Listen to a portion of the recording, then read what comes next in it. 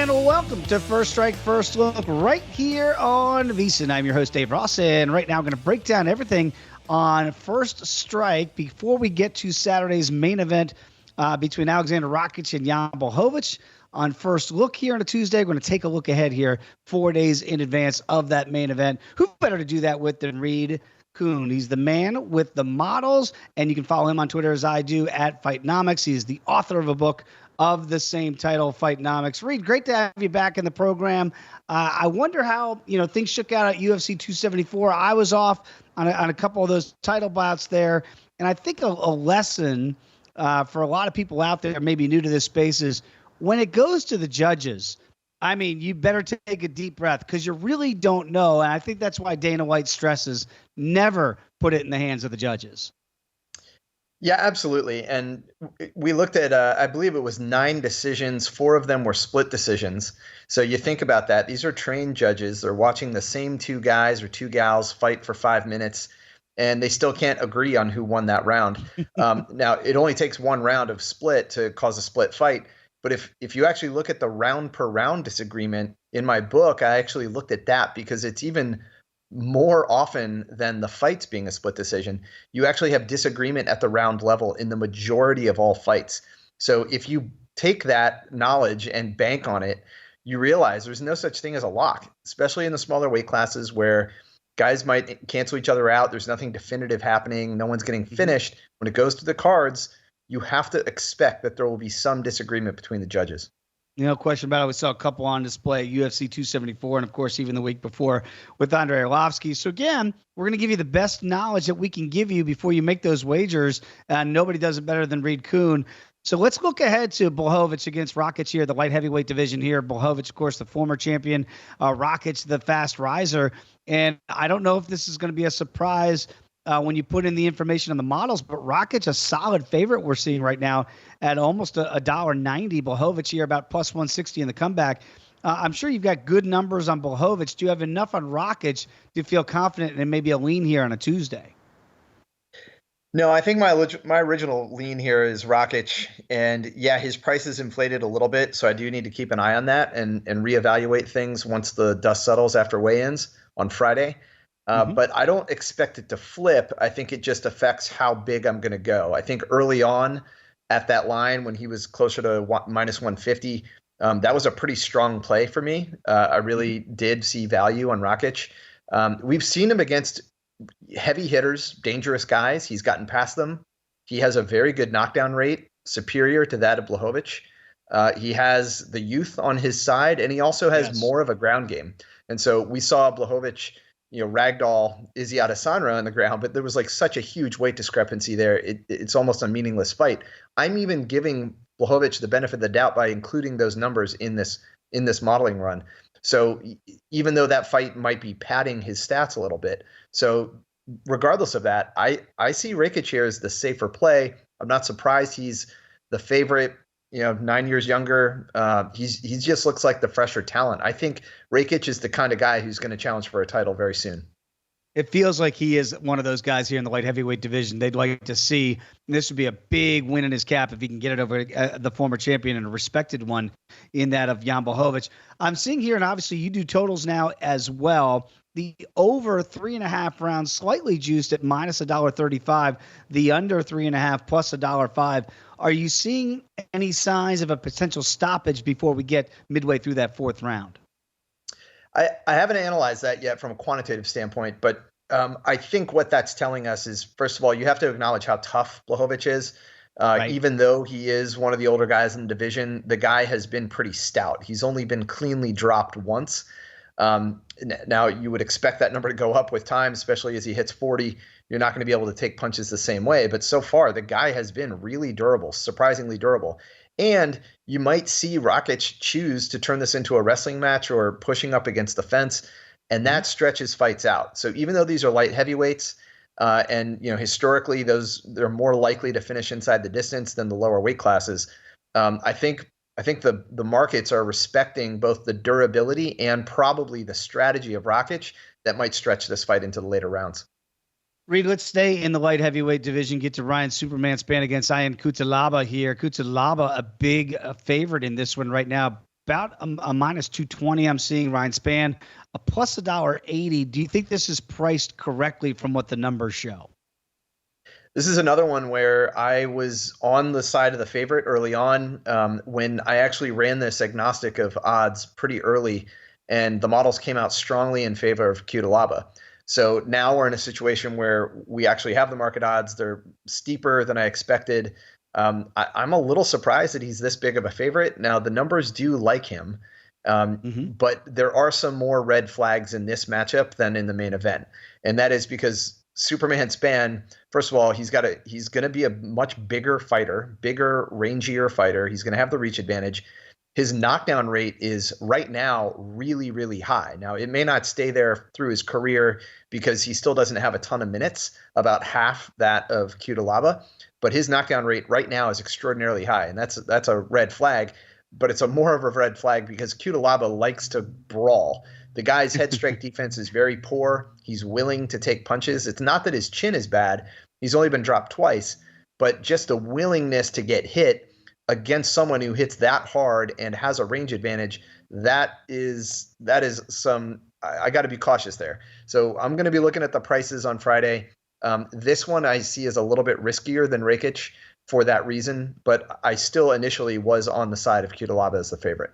And I think the your model support too, why the under right now is juiced at a round and a half to $1.40. The over a round and a half right now plus 110. So people are picking up what you're putting down, and your models are showing here that maybe somebody could go out a little bit quicker in this fight. Let's go down several weight classes here to get to Davey Boy Grant against Lee Smolka. And when you look at this fight here in the bantamweight division, Smolka right now plus 230 and Davey Grant almost a $3 favorite. Do the numbers support that big a favorite for Grant? Yeah, here I can say no. The models see this as much closer than the market. I think in this case, I'm going to be probably looking for the underdog. Smolka's been around a while, and his numbers are, I don't think they accurately describe how like squirrely this guy is on the ground. I don't know if there's a metric for that. But he does have a lot of submission attempts, or at least a high rate of submission attempts. He's willing to fight on the ground, more willing to fight on the ground than Davey Grant is. And his striking metrics are pretty good. So I think he stacks up pretty well against Grant. I see this as more of a coin flip than anything else. And if that's the case, if these odds hold, I think the value will be on Smolka for the upset. And how about this? The under right now, 2.5 rounds in this potential 3-round matchup. The under 2.5 minus $1.70. So you mentioned Smolka going for finishes. If he gets one here, again, the over 2.5 rounds is plus money at plus $1.40. So again, I think most people believing that this fight will not see the scorecards, which might be a good thing after some of these decisions we've been talking about here, Reed. Let's talk about the ladies here in the flyweight division. Whenever you have Caitlin Chookagian on a card, you kind of pencil in that this one's going to go to the cards against Amanda Ribas. And right now, Ribas plus $1.50 on the comeback. Chookagian, a solid favorite at minus $1.70. But again, when I look at the over-under here, how about this? Over 2.5 here, Reed, minus 265. If you think somehow one woman's going to get the stoppage, under 2.5 plus $2. Do you support here that big over number here that this fight, again, will go the decision? Because Chookagian, quite frankly, feels like a decision fighter. Yeah, I think you're right. I do see this as a pretty close matchup. On paper, when I line up the performance metrics, Ribas actually looks pretty good. And if I were to ignore the size discrepancy and the weight class discrepancy, I would be led to thinking, all right, this is closer to a coin flip. Once again, I'm going to go with the plus money. I'm going to take Ribas. But there's a big red flag in this matchup, which is Chookagian being much bigger, like huge. And this came into effect in the last time she fought. I think I called that out. She was fighting someone with very similar metrics. It looked even, but then once they got in the cage, it looked like people in different weight classes. And this fight with Ribas, she's been at flyweight, but her last 2 fights I think were at strawweight, and now she's moving up again. So this is going to be a flyweight. So I do think Ribas is going to be undersized, and that's a problem when it comes to establishing range and just staying busy, finding your mark. It makes it hard. Makes it hard when you're basically in an uphill battle against someone who is punching downhill. So I'm not sure I'm going to make as big a play on this as I might have otherwise if they were in the same division and these things were canceling out. Ribas does look good on paper, and Chookagian just keeps winning. So this might cancel out. This might be a pass for me. We'll see. I'll have to see where the prices land. But Chookagian, she causes problems, and her size is a big part of that. Hey, good point, Reed, because again, the 125-pound flyweight limit here, Chookagian will be the bigger woman in the octagon on Saturday night against Amanda Ribas. Again, talking with Reed Kuhn here, First Strike, First Look, as we look ahead to Saturday night's matchups here. And when you look at the card, you see Viviane Araujo against Andrea Lee. You see the ageless Michael Johnson against Alan Patrick on this card. Angela Hill is back in the octagon as well. Reed, are any of those three fights that intrigue you metrics-wise, or is there another fight that really stands out to you that says, you know what, we've seen a distinct advantage with these numbers? Yeah, I think the one that stands out the most is probably Verna versus Angela Hill.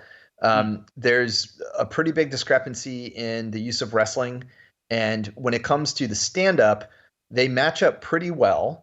Verna is actually a few years younger, but her striking metrics in terms of pace and control are very similar. So I don't think either one of them is going to have a huge advantage there. I do think that Verna's dependence on her wrestling is going to play a role here, and that could decide this fight. So that is one where I'm going to be looking for the action on Verna. In terms of Alan Patrick and Michael Johnson, that one is a super close matchup.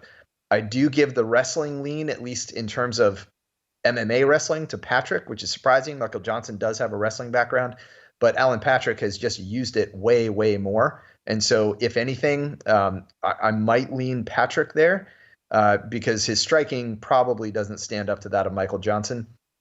And the other one you mentioned, let's see, Andrea Lee versus Araujo. Yeah, that one is a true pass for me. On this card, of any of them where even the models just cannot figure out an angle, that's probably one. Now, understandably, the market is also pretty well split. It's a pretty tight line, but that one I don't have a strong lean on. Yeah, you mentioned with Angela Hill, she's plus $1.45 right now against Verna, minus $1.65. Michael Johnson is the favorite right now against Alan Patrick, so plus money there on Patrick. If the number's showing that side here, maybe closer to a pick'em fight, he is a plus $1.30. Araujo right now and Andrea Lee pretty tight, as you mentioned. That's why maybe the numbers are not showing a clear advantage there. Andrea Lee, a small favorite, $1.15. Araujo minus $1.05. Hey, Reed, always appreciate your time, man. You do a great job. We really appreciate you each and every week on First Strike, and certainly here on First Strike First Look. Follow him on Twitter as I do at Fightnomics. And Reed, again, appreciate your time and the information. We'll catch up again with you next week. My pleasure. Talk to you soon. There he is, everybody. Reed Kuhn, thanks for watching and listening. Don't forget, we're back with a full hour on Friday for First Strike right here on VSiN.